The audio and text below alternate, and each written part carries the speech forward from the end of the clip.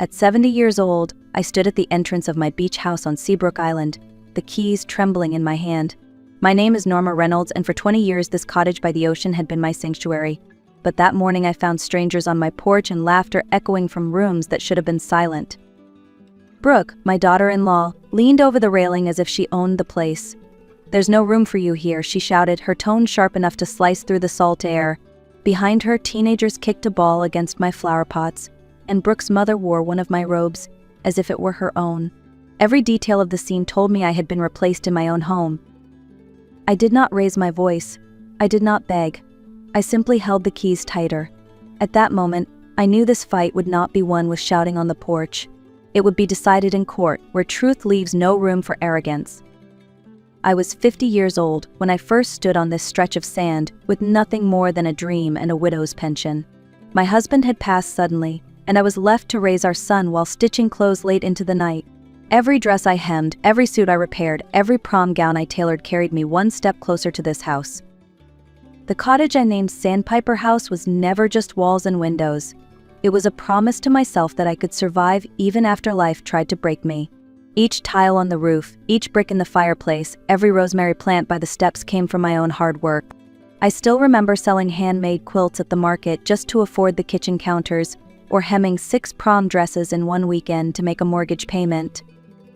This place was built with sacrifice and persistence. It held the proof of my independence, my survival, and my hope that family would always have a safe place to gather. That morning, standing at its gate, I realized my son's wife saw none of that history, only a property she believed was hers to claim. When I turned into the driveway, the first thing I noticed was the unfamiliar cars parked in my garage as if it were a public lot. Empty bottles and red plastic cups dotted the azalea bushes I had trimmed with such care. The music thumped from inside, drowning out the natural rhythm of the waves that had always been my comfort. On the terrace, teenagers I didn't recognize kicked a soccer ball into my potted geraniums. My wicker chairs were draped with wet towels and stained clothes. Every corner screamed of intrusion. Then Brooke appeared in the doorway, standing tall as if she were the rightful owner. Beside her was her sister Tessa, phone in hand, recording everything as though my humiliation were an entertaining story for her friends. Elaine, Brooke's mother, strolled past wearing one of my robes, sipping coffee with a smirk that dared me to challenge her. "Robert told us we could use the house whenever we wanted," Brooke said casually, as though permission from my son erased decades of labor and sacrifice. She crossed her arms, adding with a sharp laugh, "What's his is mine, and what's yours is his. That's how family works." Her words cut deeper than the broken planters. They weren't here by accident. This was entitlement dressed up as family, and they wanted me to believe I no longer had a place in the home I had built. But deep inside, I felt something rising, an anger steadier than fear, an anger that knew this battle would not end on their terms. One of Tessa's boys, no more than 16, stopped dribbling his ball and looked me over with a smirk. "Why don't you just get a hotel?" he said, as if sending me away were the most natural thing in the world. His casual cruelty stung more than he realized. I glanced around the terrace. Elaine leaned back in my chair, her eyes half-lidded with disdain. Tessa whispered into her phone, no doubt telling her friends about the spectacle. Brooke's triumphant smile widened, convinced she had finally claimed the upper hand. Every eye on that porch waited for me to fight, to scream, to plead for what was mine. But I refused to give them the satisfaction. I slipped my keys back into my purse, straightened my shoulders, and forced a calm smile. "Enjoy yourselves," I said softly. My voice carried more weight than any shout. As I walked back to my car, I felt the heat of their laughter behind me. Each step was heavy with humiliation, but it was also steady with purpose. Pride is loud. Dignity whispers. And dignity guided me away from that house, across the gravel drive, and down the coastal road to a hotel where I would spend the night. What they mistook as defeat was, in truth, the beginning of my strategy. That night, I sat alone on the balcony of the Seabrook Inn, staring at the faint lights of Sandpiper House in the distance. The ocean breeze carried no comfort, only the bitter reminder that my sanctuary was filled with people who mocked me. Humiliation could have broken me, but it didn't. Instead, it sharpened me. I pulled out a notebook from my bag and began to write. First, a list of documents I needed to gather: the deed, receipts, insurance records. Then, a reminder to visit the bank, to lock down my accounts and prove my competence. Finally, the name of an attorney, If Brooke wanted a war cloaked in family ties, I would meet her with the clarity of law. I thought of the thousands of seams I had sewn, each one pulled tight to mend something torn. This was no different. A stitch at a time, I would close the wound they tried to open in my life. And when the final knot was tied, they would learn Norma Reynolds was no one's victim. At dawn, I returned to Sandpiper House. I hoped that maybe, after a night's rest, things would look different. Instead, they looked worse. The front door was locked. My own door. When Tessa finally opened it, she rolled her eyes and muttered, "What do you want now?" Inside, the air smelled of smoke, cheap perfume, and spoiled food. My carefully kept living room was littered with inflatable mattresses and heaps of clothes. I climbed the stairs to retrieve a few personal things, but what I found left me cold. Elaine stood in my bedroom closet, folding my dresses into trash bags as if they were donations. Two boys I didn't know were sprawled across my bed, using my pillows as if they were theirs. I pushed past the chaos and went to the hidden panel only I knew about. My heart sank. The secret closet had been rifled through. My jewelry was gone. The deed lay crumpled on the floor. Among the mess, I noticed papers that didn't belong to me, legal documents typed and stamped with frightening precision. They were petitions to transfer the title of Sandpiper House to my son, Daniel Reynolds, claiming that due to my advanced age and deteriorating mental state, I was no longer capable of managing property. A note in Brooke's handwriting scrawled across the top, once signed, "We can sell and upgrade. R just has to cooperate." My hands shook, but not from fear. They shook with anger. This wasn't carelessness. It wasn't an accident. It was a plan calculated, deliberate, and signed with betrayal. On Monday morning, I drove straight to the bank. For 20 years, I had trusted Mr. Luis Alvarez, the manager, with every deposit and every question. He greeted me with his usual kindness, but when I asked for a private room, his smile faded. "I need a full statement of my accounts," I said firmly, "and I need confirmation, in writing, that I am fully capable of managing them myself." He pulled up the records, and for the first time in days I felt a flicker of relief. My discipline had not failed me. $87,000 in savings, $23,000 in certificates of deposit, and $12,000 in checking. $122,000 in total money Brooke and Daniel had no idea existed.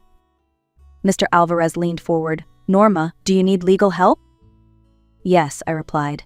"My family is trying to have me declared incompetent." He nodded gravely. "Then let me give you the name of someone I trust." I left the bank with two things: a letter confirming my sound mind and the name of attorney Colton Pierce. For the first time since this nightmare began, I had more than anger. I had ammunition. That afternoon, I sat in the office of attorney Colton Pierce, a man with silver at his temples and sharp eyes that missed nothing. He listened quietly as I told him everything from Brooke's insults on the porch to the discovery of forged documents upstairs. When I finished, he tapped his pen once against his legal pad. "Miss Reynolds," he said, "this is not just a family quarrel. This is fraud. Here is what we will do. First, we file an emergency eviction for illegal occupation. Second, we report the stolen jewelry to the police. Third, we notify the medical board about the falsified dementia report. And fourth, we pursue charges of property fraud and forgery against anyone involved." I nodded. "How much time will this take?" "The eviction could be immediate," he replied. "The rest will follow in court. My fee is $5,000. Can you manage that?" I opened my purse and placed the checkbook on his desk. "I'll pay it in full today." For a moment, his professional demeanor softened. "You're serious about this?" "Love can survive distance," I said, meeting his gaze. "But it cannot survive theft." He set down his pen. "Then we fight all the way. Just know this will strain whatever relationship you still have with your son." I thought of Daniel, of the boy I had once carried on my hip, and of the man who now signed papers to erase me.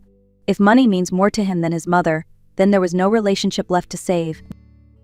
2 mornings later, I returned to Sandpiper House, not alone this time, but with attorney Pierce, a uniformed officer, and a notary public. We arrived just after sunrise. The tide was low, the air still heavy with salt, and for the first time in days I felt the ground under my feet steady. Brooke and her family were eating breakfast on the terrace, plates piled high as though they were on vacation. When they saw the police cruiser roll into the drive, Brooke's fork clattered onto her plate. "Good morning," Pierce announced firmly. "I am Colton Pierce, legal representative of Mrs. Norma Reynolds. the rightful owner of this property. We are here to deliver an immediate eviction order for unlawful occupation." The officer read the charges: trespass, destruction of property, theft. Elaine went pale. Tessa lowered her phone, suddenly unwilling to film. Brooke tried to laugh, but the sound cracked in her throat. "You have exactly 2 hours to gather your personal belongings and leave," the officer continued. "Anything belonging to Mrs. Reynolds must remain." That was when Daniel pulled up, his car screeching against the gravel. He rushed onto the porch, eyes wide. "Mom, what's happening?" "What's happening," I said, holding up the crumpled transfer petition, "is that your wife tried to steal my house with forged papers, and you signed them." Daniel stammered. Brooke hissed in his ear, urging him to stay quiet. Pierce stepped forward. "Any further insults about Mrs. Reynolds' age will be documented as additional evidence of abuse." The clock started ticking. 2 hours. Boxes flew open, shouts filled the air, and what they had built on arrogance began to crumble under the weight of the law. By the end of that chaotic morning, Sandpiper House was mine again, but it did not look like the sanctuary I had built. The officer and notary left, leaving me to walk through the rooms in silence. What I saw broke my heart more than the shouting ever could. In the kitchen, my best skillets were ruined with blackened stains that would never wash away. The porcelain tub upstairs bore a deep dye mark, as if someone had spilled hair color and never bothered to clean it. My embroidered cushions were stained with red wine, and the rosemary plants I had tended by the steps were trampled flat into the dirt. But the worst loss was not metal or fabric.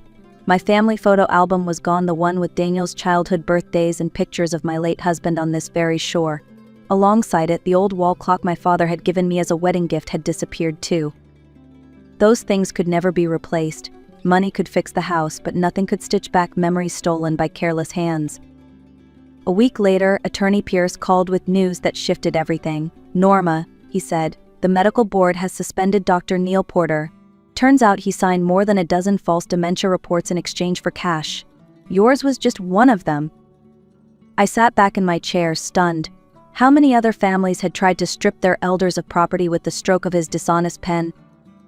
"And there's more," Pierce continued. "The district attorney has decided to pursue criminal charges, conspiracy and property fraud. This is no longer just civil. If they're found guilty, they could face probation, fines, even jail time." I let the words settle. I had never wanted my son in handcuffs, but I could not protect him from consequences he had chosen for himself. Meanwhile, Brooke and Daniel's legal fees mounted. Every week they paid another attorney's bill, draining money they didn't have. What began as a plot to gain more had turned into a hole they could not stop digging. For the first time since this ordeal began, I felt justice taking shape, not revenge justice. In the end, Brooke and Daniel accepted a plea bargain. They avoided prison, but the price was steep: a $25,000 fine, 200 hours of community service each, and a permanent criminal record that would shadow them for years. I did not celebrate, I did not gloat. Instead, I changed the locks on Sandpiper House, installed new security cameras, and updated my will. If Daniel wanted independence so badly, he would have it. The cottage would no longer pass to him. Instead, I named a local charity as the future beneficiary. I also hired a part-time caretaker, a woman named Maria who came 3 days a week to keep the house in order.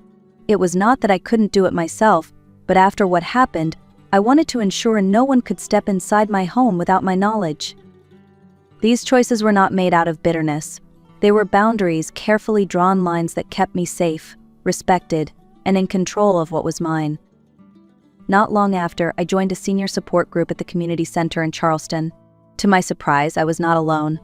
Story after story echoed my own parents tricked out of homes, grandparents swindled by their children, widows left penniless after signing documents they barely understood. I began to share what had happened to me, not as a tale of bitterness but as a lesson. I explained how to safeguard property deeds, why keeping financial records organized mattered, and how even a simple letter from a bank could defend against lies. 2 women in particular stayed with me. One, Dolores, discovered her son had sold her house while she was recovering in the hospital. Another, Carmen, told us her children emptied her bank account during her cancer treatments. Their pain reminded me that mine was part of a larger fight. So I volunteered for a hotline supporting elderly victims of family abuse.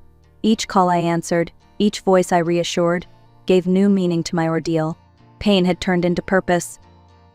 Months later, Daniel appeared at Sandpiper House alone. He looked thinner, his eyes lined with years I knew he hadn't yet lived. He stood at the edge of the porch, hesitant, as though asking permission to come closer. "Mom," he said quietly, "I came to ask for forgiveness. Not for money, not for help, just forgiveness. I understand now what I did. I betrayed you, and there's no excuse." I listened without answering. Forgiveness is not something handed out like spare change. It takes time, and it takes truth. Eventually, I allowed the children to visit. Their laughter filled the house in a way nothing else could. One Sunday, my granddaughter Sophia knelt beside me in the garden and asked, "Grandma, why did you and Dad fight so badly?" I told her gently, "Sometimes adults make mistakes. Your father made some with me, and it hurt. But mistakes don't erase love. They just remind us to protect it more carefully." Her young eyes studied me, wiser than her years. "So it's like when I take my sister's things without asking?" "Yes, dear," I smiled. "Exactly like that." At 70, I learned a truth I wish I had known sooner. Age is not fragility. Age is proof that you have stood up more times than you have fallen, that you have chosen dignity when the world tried to strip it away. Sandpiper House still stands on Seabrook Island, strong against the tide. It carries the story of sacrifice, betrayal, and finally resilience. My son may have lost his way, but I did not lose mine.